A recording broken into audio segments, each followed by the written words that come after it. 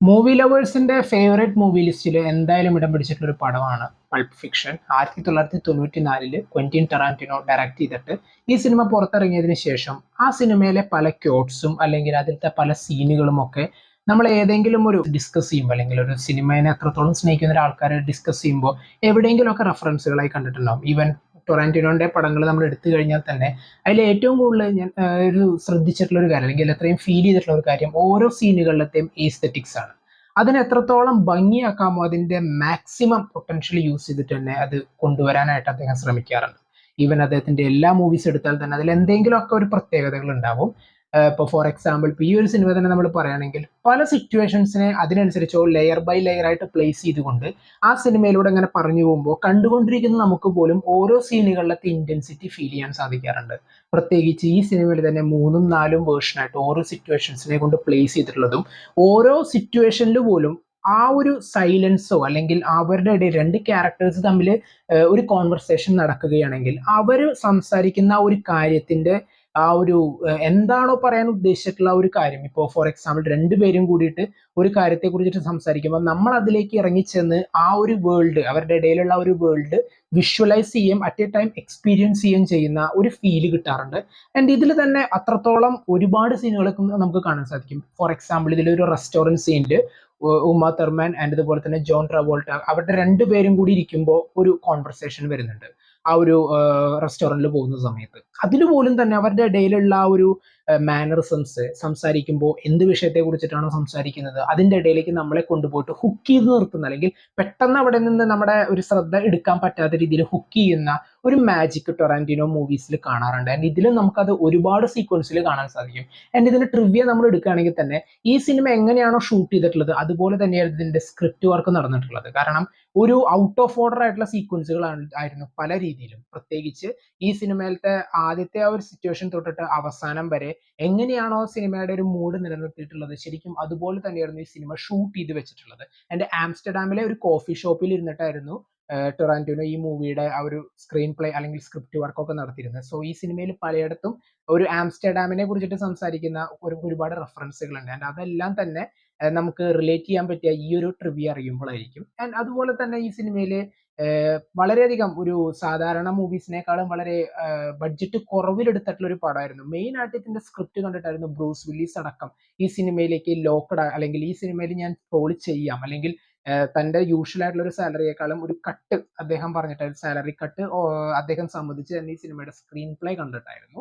And ഈ ഒരു ക്യാരക്ടേഴ്സിന്റെ ആ ഒരു സ്ക്രീൻ പ്രസൻസും ഇമ്പോർട്ടൻസും എത്രത്തോളം വലുതാണെന്നുള്ളത് ഈ സിനിമയിലുള്ള ഓരോ ആക്ടേഴ്സിന്റെ റോളുകൾ കണ്ടാൽ നമുക്ക് മനസ്സിലാവും. പ്രത്യേകിച്ച് ബ്രൂസ് വില്ലീസ് ആണെങ്കിലും ജോൺ ട്രവോൾട്ട, സാമുവൽ ജാക്സൺ, അദ്ദേഹത്തിന്റെ ഒക്കെ ആ ഒരു ഇസക്കിയലിന്റെ ആ ഒരു ക്യോട്ട് പറയുന്ന സീക്വൻസുകൾക്കൊക്കെ എത്രത്തോളം ഒരു ആ ഒരു റോളിലേക്ക് ഒരു ട്രാൻസ്ഫർമേഷൻ നടത്തിയിട്ടുണ്ട് എന്നുള്ളതിനുള്ള ഏറ്റവും വലിയൊരു ഉദാഹരണമാണ്. പ്രത്യേകിച്ച് എനിക്ക് ഈ സിനിമയിൽ ഏറ്റവും ഇഷ്ടപ്പെട്ട ഒരു ക്യാരക്ടർ വൂൾഫ് എന്ന് പറയുന്ന ആ ഒരു ക്യാരക്ടറിനെ ആ ഒരു ക്യാരക്ടർ ചെയ്തിട്ടുള്ള ഹാർവി കിറ്റലിന്റെ ആ ഒരു റോളാണ്. ഇത്ര വന്ന് സ്കോർ ചെയ്യാന്ന് പറയില്ലേ, കാരണം അവിടെ ഇത്രത്തോളം ആക്ടേഴ്സ് നിൽക്കുന്നുണ്ട്, പക്ഷെ അവരെയൊക്കെ അങ്ങോട്ട് നിഷ്പ്രഭമാക്കിക്കൊണ്ട് ആ ഒരു ക്യാരക്ടർ കയറി സ്കോർ ചെയ്യാണ്. ഒരു സിറ്റുവേഷൻ ഹാൻഡിൽ ചെയ്യാൻ വന്നിട്ട് ഓക്കെ ഇതിനെ എങ്ങനെ സോൾവ് ചെയ്യാം എന്നുള്ളത് അതിന്റെ യാതൊരു ടെൻഷനും ഇല്ലാതെ ഓക്കെ നിങ്ങൾ ഇങ്ങനെയുള്ള ഒരു ടാസ്ക് ചെയ്യണം, നിങ്ങൾ ഇങ്ങനെയുള്ള ഒരു ടാസ്ക് ചെയ്യണം എന്ന് ഓരോരുത്തരെ ഓരോന്ന് ഏൽപ്പിക്കുമ്പോൾ അദ്ദേഹത്തിന്റെ ആ ഒരു മൈൻഡിൽ എങ്ങനെ ഒരു പ്രോബ്ലത്തെ സോൾവ് ചെയ്യാം, കാരണം ഇവർ അകപ്പെട്ടിട്ടുള്ള ഒരു സിറ്റുവേഷനെ എത്രത്തോളം അവരെ സോൾവ് ചെയ്തുകൊണ്ട് പുറത്തിറക്കാം എന്നുള്ള ഒരു പ്രോപ്പർ മൈൻഡിലൂടെയാണ് അദ്ദേഹം വന്നിരിക്കുന്നത്. ഈവൻ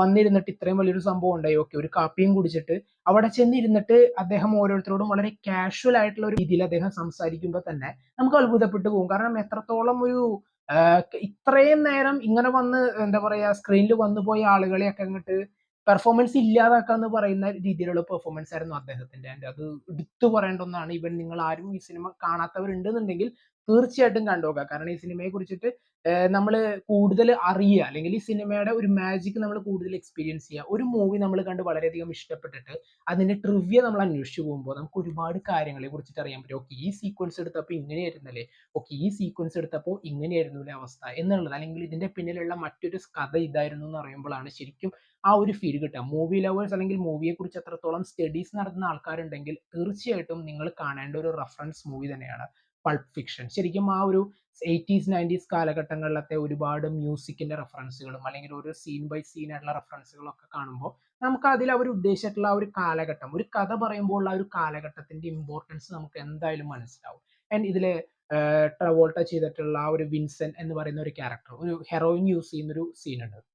അദ്ദേഹം ഈ സിനിമയുടെ ആ ഒരു ഷൂട്ടിങ്ങിന് മുന്നേ തന്നെ ഒരുപാട് ആളുകളുടെ അടുത്ത് പോയിട്ട് ഇത് യൂസ് ചെയ്തിട്ടുള്ള ആൾക്കാർ ഇത് എങ്ങനെയാണ് അതിന്റെ ഒരു യൂസേജ് രീതി എന്നുള്ളതെ കുറിച്ച് ഡീറ്റെയിൽ ആയിട്ട് പഠിച്ചതിന് ശേഷം അദ്ദേഹം ആ ഒരു സീനിൽ അത് കൊണ്ടുവന്നിട്ടുള്ളത്. കാരണം അത് അത്രത്തോളം റിയലിസ്റ്റിക് ആയിരിക്കണം എന്ന് അവർക്ക് നിർബന്ധം ഉണ്ടായിരുന്നു. കാരണം ഏതൊരു സിനിമയെ സംബന്ധിച്ചിടത്തോളം ഒരു ഡയറക്ടർ ആൻഡ് അതിന്റെ മറ്റുള്ള ഒരു ടെക്നിക്കൽ ക്രൂ മാറ്റി നിർത്തി കഴിഞ്ഞാൽ ആ ഒരു ക്യാരക്ടർ അവതരിപ്പിക്കുന്ന ആ ഒരു ആക്ടർ അല്ല ആ ഒരു ആക്ടേഴ്സിന് അല്ലെങ്കിൽ ആ ഒരു പെർഫോം ചെയ്യുന്ന ആളുകൾക്ക്, ആർട്ടിസ്റ്റുകൾക്ക് ആ ഒരു സീനിനെ എങ്ങനെ നല്ല രീതിയിൽ കാണുന്ന ഒരു പ്രേക്ഷകൻ, ഇപ്പോൾ ഫോർ എക്സാമ്പിൾ ഒരു ഒരാളെ കൊല്ലുന്ന ഒരു സീക്വൻസ്, അത് ജസ്റ്റ് വളരെ സിമ്പിൾ ആയിട്ട് കൊന്നു കഴിഞ്ഞാൽ ഓക്കെ, അത് ഓക്കെ, അവിടെ ജസ്റ്റ് ഒരു കില്ലിങ് അല്ലെങ്കിൽ മേർഡർ അവിടെ നടന്നു എന്നുള്ളതായിരിക്കും. പക്ഷെ അത് ആ ഒരു കാണുന്ന പ്രേക്ഷകന്റെ മനസ്സിലേക്ക് ഹുക്ക് ചെയ്ത് നിർത്തണം എന്നുണ്ടെങ്കിൽ അതിനെ വളരെ നല്ല ബ്രൂട്ടൽ ആയിട്ടുള്ള രീതിയിലും അതുപോലെ എത്രത്തോളം അതിൽ ഒരു ഇൻട്രസ്റ്റിംഗ് ആയിട്ടുള്ള ഒരു വളരെ വെറൈറ്റി ആയിട്ടുള്ള ഒരു അറ്റംപ്റ്റ് എങ്ങനെ അതിൽ കൊണ്ടുവരാം ആ ഒരു ഷൂട്ട് ചെയ്യുന്ന രീതിയിൽ എന്ന് ചിന്തിക്കുമ്പോഴായിരിക്കും നമ്മൾ അത് കാണുമ്പോൾ ഓക്കെ, ഇതിന് അത്രത്തോളം ഒരു ബ്ലഡി അതുപോലെ തന്നെ വയലൻസ് ആയിട്ടുള്ള രീതിയിലാണ് എടുത്തിട്ടുള്ളത് എന്ന് നമുക്ക് മനസ്സിലാവുക. സോ അങ്ങനെയുള്ള ഒരുപാട് രംഗങ്ങൾ ഈ സിനിമയിലുണ്ട്. ആൻഡ് ഈവൻ ആ ഒരു എസ്തെറ്റിക്, ഞാൻ നേരത്തെ പറഞ്ഞ പോലെ ടൊറാന്റിനോ മൂവീസിലെ ഒരു എസ്തെറ്റിക്സ് എത്രത്തോളം ഇതിൽ കൊണ്ടുവന്നിട്ടുണ്ടെന്നുള്ളത് പല സീക്വൻസുകളും നമ്മൾ നോക്കിയാൽ തന്നെ നമുക്ക് മനസ്സിലാവും. കാരണം ആ ഒരു റെഫറൻസുകളായാലും ശരി, ഓരോരോ ക്യാരക്ടേഴ്സിന്റെ ഒരു പെർഫോമൻസുകളിലും അതുപോലെ തന്നെ അവരുടെ ഓരോരോ സിറ്റുവേഷൻസ്, ഒരു ഷോട്ട് എടുക്കുകയാണെങ്കിൽ ആ ഷോട്ടിൽ എന്തൊക്കെ കൊണ്ടുവരണം, അതിൽ കൊണ്ടുവന്നിട്ടുള്ള സൈലൻസ്, അനാവശ്യമായിട്ടുള്ള ബിജിഎമ്മുകൾ ഒന്നും ഈ സിനിമയിൽ നമുക്ക് കാണാൻ പറ്റില്ല. ജസ്റ്റ് ആ ഒരു കുറെ റെട്രോ ആയിട്ടുള്ള സോങ്സുകളും ഒക്കെ, ക്ലാസിക്കൽ സോങ്സുകളൊക്കെ നമുക്ക് കാണാൻ പറ്റുള്ളൂ. ഇങ്ങനെയൊക്കെ തന്നെ നമ്മൾ ഒരുപാട് തന്നെ നോക്കിക്കഴിഞ്ഞാൽ ഒരുപാട് നമുക്ക് ചിന്തിക്കാനുള്ളതും അല്ലെങ്കിൽ വളരെ ഫേവറേറ്റ് ആയിട്ടുള്ള പല സീക്വൻസുകളും ഷോട്ടുകളും അങ്ങനെ തന്നെ നല്ലൊരു കിഡിലനായിട്ടുള്ള ഒരു മസ്റ്റ് വാച്ച് മൂവി എക്സ്പീരിയൻസ് അല്ലെങ്കിൽ ഒരു മൂവീസിനെ അത്രത്തോളം ഫോളോ ചെയ്യുന്ന ആളുകളെ സംബന്ധിച്ചിടത്തോളം ഒരു മൂവി റെഫറൻസ് മെറ്റീരിയൽ തന്നെയാണ് പൾപ്പ് ഫിക്ഷൻ. എന്തൊക്കെയായിരുന്നു നിങ്ങൾക്ക് ഈ പടത്തെക്കുറിച്ചുള്ള അഭിപ്രായങ്ങൾ അല്ലെങ്കിൽ ഓർമ്മകൾ? കമന്റ് ബോക്സിൽ നോട്ട് ചെയ്യുക. കാണാത്തവരുണ്ടെങ്കിൽ മസ്റ്റ് ആയിട്ട് കാണുക.